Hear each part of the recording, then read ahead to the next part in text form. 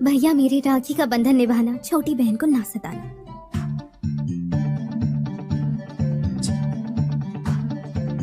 ओ, ये क्या होने लगा?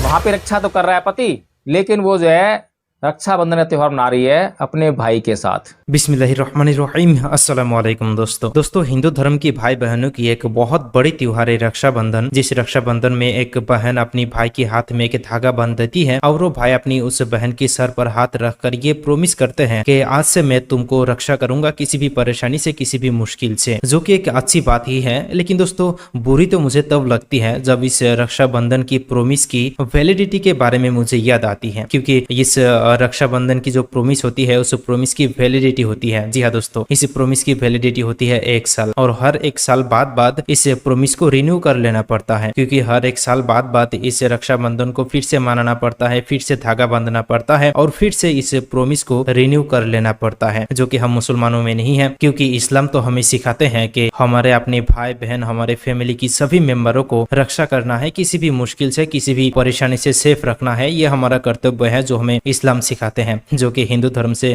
टोटली अलग है, क्योंकि उसमें प्रोमिस करना पड़ता है, फिर भी उस प्रोमिस की अब वैलिडिटी भी खत्म हो जाती है। तो खैर चलिए आज की इस वीडियो को देख लेते हैं, जो कि इसी रक्षाबंधन के ऊपर है, जिसमें रक्षाबंधन के बारे में कुछ फैक्ट आपके सामने रखा जाएगा, जिसे देखने के बाद आप एक मुस्लिम होने के नाते तो बहुत गर्व महसूस होगा और एक अंधभक्त की जो आंख है वो थोड़ा सा खुल जाएगा शायद। तो चलिए आज की इस वीडियो को देख ही लेते हैं, आइए देखते हैं। भैया मेरे राखी के बंधन को निभाना, छोटी बहन को ना सताना। भैया मेरे राखी का बंधन निभाना, छोटी बहन को ना सताना।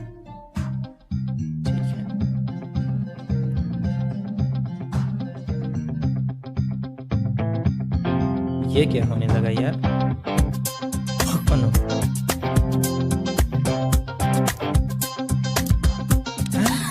क्या आप जानते हैं कि साउथ इंडिया में कजन मैरिजेस बहुत कॉमन है, जहाँ पर कई लड़कियों की शादी उनके मामा से होती है। कई स्टेट्स में 33% महिलाओं की शादी उनके रिलेटिव से होती है। इसके पीछे 3 कारण है। सबसे पहला कि हिस्ट्री में साउथ इंडिया के कई गांव में लोग नदी के पार शादी करते ही नहीं थे, नदी की बाउंड्री को लक्ष्मण रेखा मानते थे। दूसरा कारण ये है कि कजन मैरिजेस से जो जायदाद होती है वो परिवार में ही रहती है। और तीसरा कारण ये है कि लोगों का मानना है कि परिवार में शादी करने से उनकी बेटी सेफ रहेगी। जैसा कि हम जानते हैं और यह कहा जाता है कि रक्षाबंधन का त्यौहार भारत के अंदर, बल्कि विशेष तौर पे मैं कहूँ कि उत्तर भारत के अंदर मनाया जाता है। यह त्यौहार भारत में जो लड़कियां हैं वे इसको मनाती हैं और इस दिन अपने भाइयों को एक धागा बांधती हैं और उस धागे को बांधकर वो ऐसा समझती हैं कि अब उनके भाई उनकी रक्षा करेंगे, और यह एग्रीमेंट जो है उनका अगले साल तक के लिए होता है और अगले साल उनको जो है फिर से इसका रिन्यूअल कराना होता है। यस। तो हर साल ये जो रक्षाबंधन का त्यौहार आता है और हर साल जो है यह रक्षा करने का जो वचन है इसको रिन्यू करना पड़ता है भाई को जो है। और ये जो वचन होता है खाली धागा बांधने से ही नहीं दिया था, बल्कि इसके पीछे जो है बहुत लंबी चौड़ी प्रक्रिया को और जोड़ दिया गया है। जैसे कि बहन जो है कुछ खाने पीने का सामान, मिठाई वगैरह, गोला, मिश्री, पता नहीं क्या क्या जो है, मुझे पता भी नहीं है। बचपन में थे जब क्या नाम है हमने देखा था अपनी माँ को जो है अपने भाइयों से कभी रक्षाबंधन का त्यौहार मनाते हुए, तो उस वक्त की कुछ यादें हैं जिसमें कि मतलब कुछ गोला, मिश्री वगैरह कुछ शामिल हुआ करते थे। थाली में जो है मिठाई का डब्बा भी शायद हुआ करता था। और उसके बाद जब वह धागा बांध दिया जाता था भाई को बहन के द्वारा, तो उसके बाद भाई जो है कुछ पैसे दिया करता था। अब जितने का सामान आया है, यानी कि अगर बहन 100 रुपये का सामान लेकर गई है और अगर भाई ने 100 रुपये दिए, तो बहन जो है थोड़ा सा संकोच करती है कि जितने का सामान लेकर गई हूँ कुछ फ़ायदा नहीं हुआ, उतने ही पैसे वापस मिल गए। अगर 100 रुपये के 200 रुपये मिलते हैं तो वह सोचती है कि फ़ायदे की डील हुई है, 100 के 200 मिले हैं यानी 100 रुपये कमा लिए हैं। अगर 100 से कम मिलते हैं तो वहां पर वो झगड़ा भी कर लेती है अपने भाई से कि मेरे तो इतने तो सामान लग गया और इतने पैसे भी नहीं दिए। ये रक्षाबंधन के त्यौहार पर मैंने वो घटनाएं बताई हैं जो आप अक्सर देखते होंगे और इस त्यौहार पर भी देखेंगे आपसे। अब इसमें रक्षा का कोई सिलसिला नहीं है, रक्षा की कोई भावना नहीं है, ना तो बहन भाई को इस भावना से धागा बांध रही है कि उसकी रक्षा हो, ना भाई जो है उसको इस भावना से पैसे दे रहा है कि मैं उसकी पैसे देकर कुछ मदद कर रहा हूं या रक्षा करने का काम कर रहा हूं।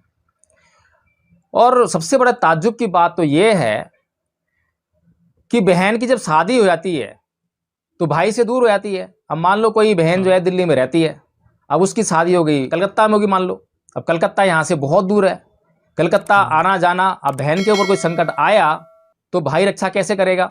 लेकिन उस रक्षाबंधन के त्यौहार को मनाने के लिए बहन कलकत्ता से हर बार या तो राखी भेजती है या खुद आती है, यानी कि उसको जो है एक अंधी परंपरा का मोड़ दे दिया। अंधी परंपरा के रूप में उसको मनाने लगे, बस मनानी है इसलिए मनानी है। उसका क्या यूज है, क्या कारण है, क्या उसकी औपचारिकता रह गई है, उससे कोई लेना देना नहीं है। अब बस मनानी है तो मनानी है। अब वहां पे रक्षा तो कर रहा है पति, रक्षा तो कर रहे हैं उसके सास ससुर, रक्षा कर रही है उसकी ननद, रक्षा कर रहे हैं उसके देवर और जेठ, लेकिन वो जो है रक्षाबंधन का त्यौहार मना रही है अपने भाई के साथ। तो ये पहली प्रथा नहीं है, पहला त्यौहार नहीं है जो इतना उल्टा सीधा आड़ा तिरछा बेबुनियाद बेतुका त्यौहार हमने देखा हो। हिंदू धर्म में हमें एक भी त्यौहार जो है ऐसा नहीं देखने को मिलता है जिसके कुछ सिर पैर हो, जिसका कोई तुक बनता हो, जिसका कोई लॉजिक हो। सारे के सारे त्यौहार इलॉजिकल। और सबसे बड़ी बात तो यह है कि इन त्योहारों को मनाने में इतना पैसा हमारा जो व्यय होता है, हमारे समाज का इतना पैसा व्यय होता है। अब हमारे देश की जो जनसंख्या है वो 130 करोड़ के आसपास है। अगर हम एक मोटा मोटा सा भी आंकड़ा उठा के चलें, एक मोटा सा आंकड़ा, मैं बस 1 करोड़ का आंकड़ा लेके चलूंगा, जबकि रक्षाबंधन का त्यौहार मनाने वालों की संख्या कम से कम 50 करोड़ इस देश में होगी। लेकिन मैं 1 करोड़ का आंकड़ा लेकर आपको जो है बस मोटे मोटे तौर पे कुछ बातें समझा देता हूँ। अब जो रक्षाबंधन में जो धागा बांधते हैं, यानी रक्षाबंधन जिसे कहते हैं राखी, वो उसकी कीमत क्या होती है। आपको जो रक्षाबंधन है वो 5 रुपये से लेकर 200 रुपये, 250 रुपये, 500 रुपये तक की राखी मिल जाती है। हजार रुपये की राखी मिलेंगी आपको। लेकिन अगर मैं वो 5 रुपये की राखी की बात करूं और 50 करोड़ महिलाएं, मैंने तो कहा था 1 करोड़ के लिए, तो मैं 1 करोड़ की बात करता हूं। अगर 1 करोड़ महिलाएं 5 रुपये की राखी भी बांध रही हैं तो कितने रुपए का धागा हो गया। यानी कि सीधे सीधे 5 करोड़ रुपया समाज की जेब से निकलकर वहां पर चला गया। अब उस धागे की कीमत क्या है? उस धागे की कीमत 5 रुपया नहीं है, उस धागे की कीमत मुश्किल से 50 पैसे या 1 रुपया, इससे अधिक नहीं है। और आपके आसपास कहीं पर भी बहुत सी जगह पर राखियां बनाने का काम होता है, तो वहां जो राखियां बनाने वाली महिलाएं हैं उनसे पूछना एक बार जरा कि उनको मेहनताना कितना मिलता है। 10 पैसे पर पीस के हिसाब से वो राखियां तैयार करती हैं। यानी कि जो राखी बनाने में जो मजदूर लगे हुए हैं उनको कुछ नहीं मिलता। मजदूर कौन है? आप और हम लोग मजदूर हैं, और हमें उसमें कोई हिस्सेदारी नहीं है। इस व्यवसाय में, इस धंधे में हमारी कोई हिस्सेदारी नहीं है। हमारी तो जितना हम राखी बना के कमाएंगे उतना तो राखी के दिन जो है हम लुटा देंगे।